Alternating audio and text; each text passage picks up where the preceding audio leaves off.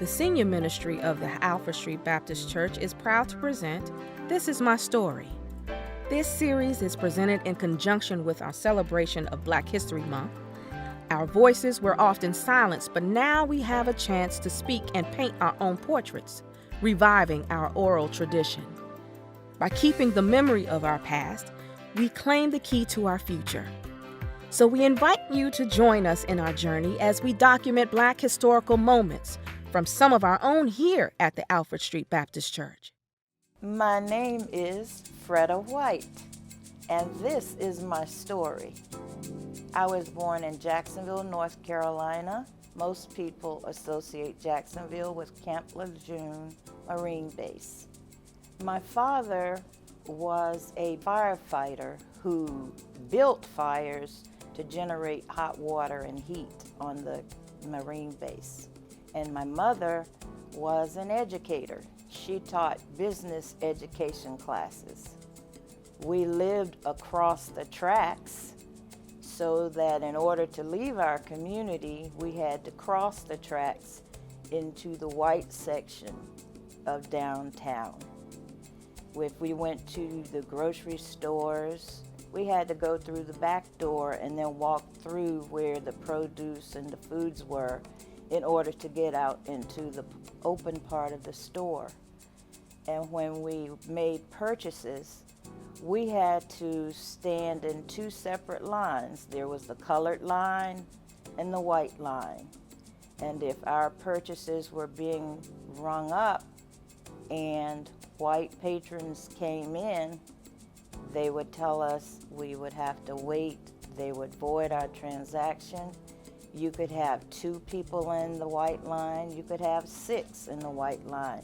But whenever that line died down to 0, then they would come back and ring the black person's purchases out. I first attended Georgetown High School.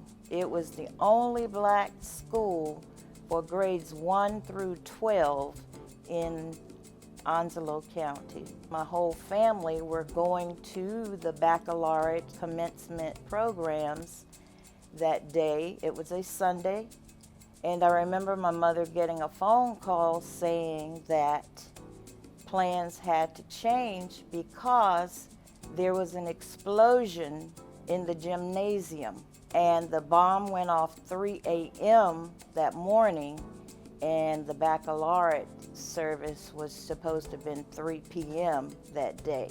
They got the time wrong. My whole family would have been in there. It was in order put into place to force or start integration. So they dispersed all of the black teachers into different white schools.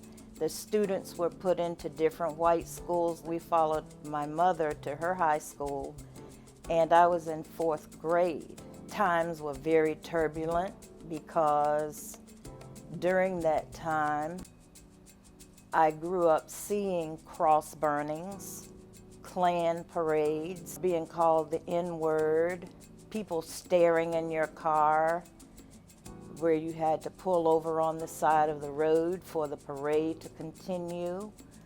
I remember visiting an aunt, and we were coming from her home in Greensboro, North Carolina, and we passed through a section of North Carolina that used to have a very large billboard that stated, "This is Klan country," and it had pictures of them in the Klan robes. Where we had recess, everybody went outside and you were on the playground at the same time. I was going to the bathroom. These 3 girls would be near that door, and I kept hearing this knocking and wrestling and knocking and wrestling. So I happened to look up, trying to figure out what this noise was. When I looked up, 3 white girls were looking down at me. That hurt. Scared me so badly. All I could do was finish using the bathroom, washing my hands, and going back out. I ran from the distance from this building down to Liberty without stopping. I wasn't an Olympian, but that day I was. And I said, Mom, why? Why? And she said, you know, they're saying Negroes are monkeys. So the only thing I can think of, honey, is they were looking to see if you had a tail. And I remember hindsight thinking, oh, now it makes sense when I kept hearing, what is she? Who is she? What is she? Or sometimes with my race, what is she? Or Uncle Tom. And I had no idea, I hadn't done anything to anybody. But it was hard after integration. It was very stressful because it was almost as if saying, who am I? Where do I belong? Where do I fit in? The whites have taught that anything black, the color, the crayon, is bad, you know, but anything white is not. It's all right. Because I remember my mother telling me, you know, when you're black, you've got to work much harder, 10 times harder than your white counterparts to even do, just to do the minimal. And the saying was, if I remember it correctly, if you're white, you're all right. If you're black, jump back. But it's still going on, I'm telling you. I went to North Carolina A&T State University, and I received my bachelor's degree in early childhood education. And after working for a couple of years in my first job of teaching, I went to Georgia Mason and got my master's degree.